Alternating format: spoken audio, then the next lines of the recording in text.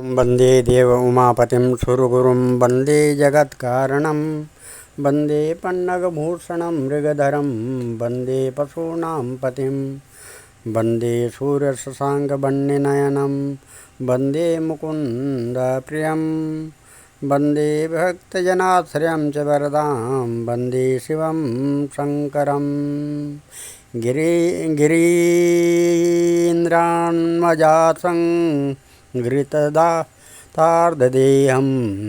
गिरो संस्थितं सर्वदासन्नगेहं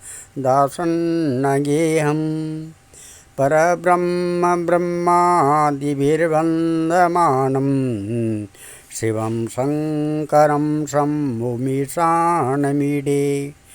कपालं त्रिशूलं कराभ्यं ददानं पदाम्बोज अम्राय कामं ददानं बलिवर्धयानं सुराणां प्रदानं शिवं शङ्करं शम्भु ईशानमीडे शरश्चन्द्रगात्रं गुणानन्दपात्रं त्रिनेत्रं पवित्रं गणेशस्य मित्रम् अपर्णाकलत्रं चरित्रं विचित्रं शिवं शङ्करं शम्भु ईशानमीडे हरं सर्पहारं चिताभूविहारं भवं वेदसारं सदा निर्विकारं शंसाने वसन्तं मनोजं दहन्तं शिवं शङ्करं शम्भु ईशानमीडे स्तवं या प्रभाते नराशूलपाणे पठेत् सर्वदा भर्गभावानुरक्ता सपुत्रं धनं धान्यमित्रं कलत्रं विचित्रसमासाद्य मोक्षं प्रयाति। ओम नमः शिवाय, ओम नमः शिवाय, ओम नमः शिवाय।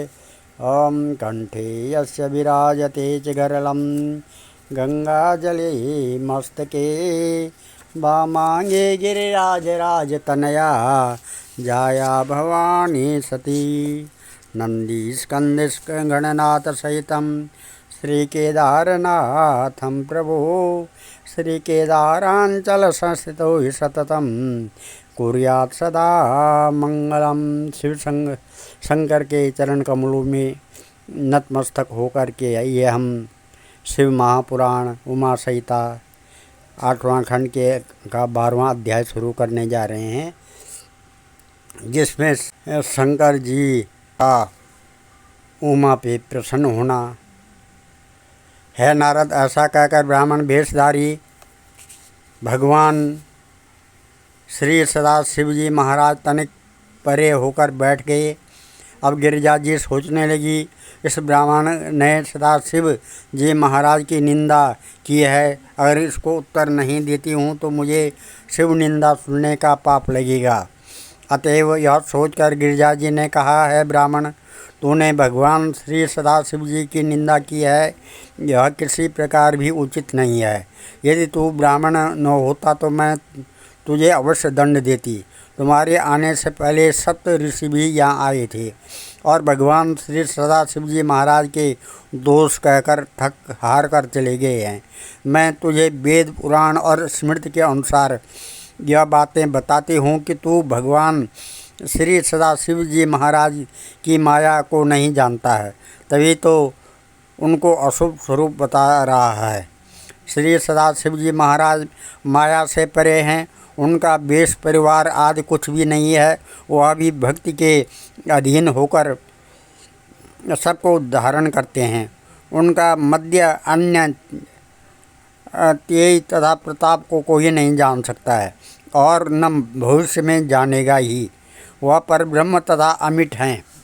उनके द्वारा ही प्रकृति ने उत्तम शरीर को प्राप्त किया है। क्या वह पुरुष से प्रेम करेगी? है प्रियवर, भगवान श्री सदाशिव जी महाराज आज़ाद हैं। उनका मार्ग तीनों गुणों से पृथक है। उनकी सेवा करके मनुष्य मृत्यु पर विजय प्राप्त कर लेता है। जो लोग भगवान श्री सदाशिव जी महाराज की निंदा करते हैं उन्हें सुख की स्वप्न में भी आशा न करनी चाहिए। मुझे तुम्हारे स्वागत से तनिक भी सुख नहीं मिला। तुमने भगवान सदाशिव जी महाराज की निंदा करके अपने लिए नरक का दरवाज़ा खोल लिया है। तुमको भगवान श्री सदाशिव जी महाराज की निंदा न करनी चाहिए थी, क्योंकि मैं इस समय तुम्हारा पूजन कर चुकी हूँ, अतएव तुम्हारे इस अपराध को क्षमा कर देती हूँ।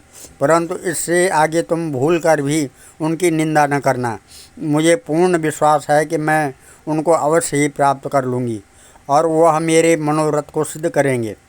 जब भगवान सदाशिव जी महाराज ने दोबारा कुछ कहना चाहा तो उस समय गिरिजा ने अपनी सखी से कहा, यह नीच ब्राह्मण बार बार भगवान श्री सदाशिव जी की निंदा करके मुझे कष्ट पहुंचा रहा है, अतः इस स्थान से हट करके कहीं पर चले जाना चाहिए, क्योंकि भगवान श्री सदाशिव जी की निंदा सुनने और शिव निंदा को देखने से घोर पाप लगता है।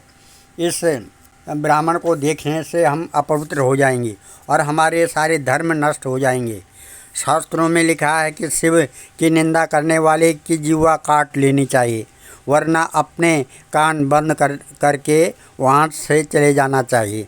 इसलिए शीघ्रतापूर्वक यहाँ से उठो, क्योंकि इस ब्राह्मण के पास बैठने से हमें एक पल एक वर्ष के समान गुजरता है। यदि हमारा निश्चय, विश्वास तथा निर्णय सत्य है तो शंकर जी हमारे मनोरथ को अवश्य पूर्ण करेंगे। हमें यदि कोई धोखा देगा तो इससे भला क्या होगा। तपस्या करने में इस प्रकार सैकड़ों विघ्न आया करते हैं, किंतु जो इससे घबरा जाते हैं वह सिद्धि को प्राप्ति नहीं कर सकते हैं। भगवान सदाशिव जी महाराज अपने भक्तों का पालन करने वाले तथा सुख देने वाले हैं। वह पहले तो अपने भक्तों की परीक्षा लेते हैं, बाद में प्रसन्न होकर उनका मनोरथ पूर्ण करते हैं। है नारद, यह ब्रह्मा जी ने कहा, है नारद, यह कहकर श्री पार्वती वहाँ से हटकर थोड़ी दूर चली गई।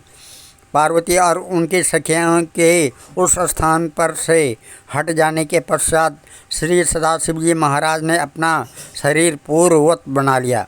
मस्तक पर जटा एवं गंगा की धारा, भाल पर चंद्रमा और त्रिपुंड तथा कानों में कुंडल दमकने लगे। तीनों नेत्रों में सूर्य, चंद्रमा व अग्निदेव की ज्योति तथा कंठ में विष की श्यामलता सुशोभित थी। इस प्रकार उनका एक एक अंग अत्यंत सुंदर था। भगवान श्री सदाशिव जी के जिस रूप का ध्यान गिरिजा जी कर रही थी, वह स्वरूप धारण करके भगवान ने उनके पास जाकर उनको दर्शन दिए। श्री शंकर जी बोले, है पार्वती, तुम्हारे रूप, गुण, कर्म और प्रभाव अपार हैं। भगवान श्री विष्णु की पत्नी लक्ष्मी, ब्रह्मा की पत्नी ब्रह्माणी इत्यादि तुम्हारे ही अंश से उत्पन्न हुई हैं।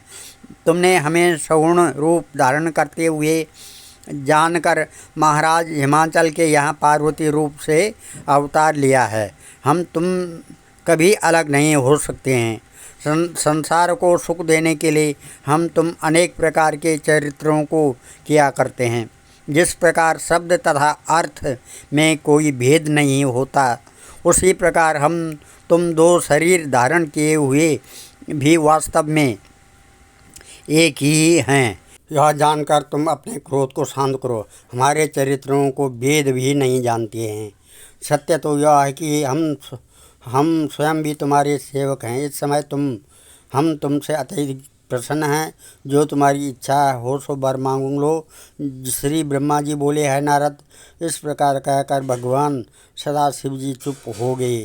ओम वंदे देव उमापतिं सुरगुरुं वंदे जगत कारणं वंदे पन्नगभूषणं मृगधरं वंदे पशूनां पतिं वंदे सूर्यशशाङ्कवन्यनयनं वंदे मुकुन्द प्रियं वंदे भक्तजनाश्रयं च वरदां वंदे शिवं शङ्करम्।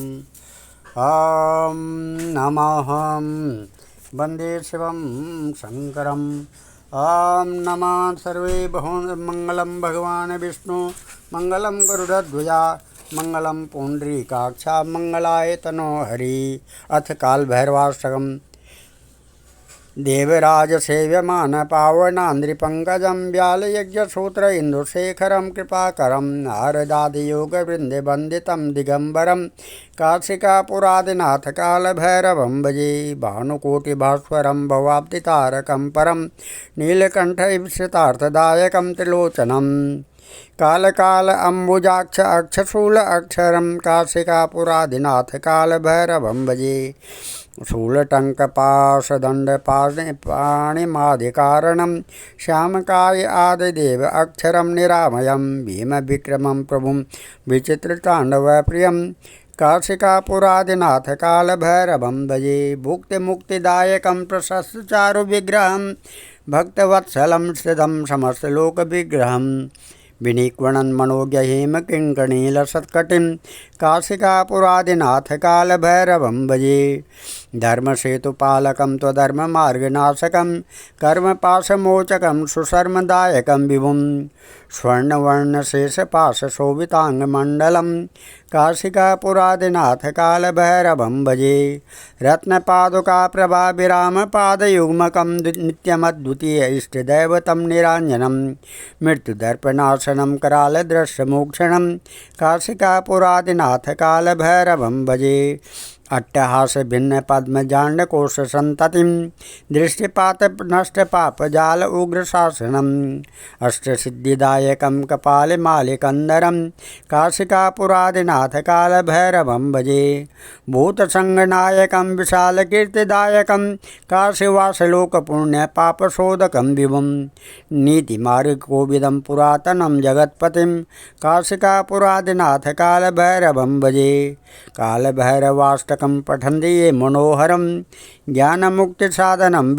विचित्रपुण्यवर्धनं शोकमोहदैन्यलोभप्रकोपतापनाशनं प्रियान्त्यकालभैरवान्द्रसन्निधिं नराध्रुवम् ॐ सर्वे ॐ श्रीमद्शङ्कराचार्यविरचितं कालभैरवाष्टकं शिवशङ्करार्पणमस्तु।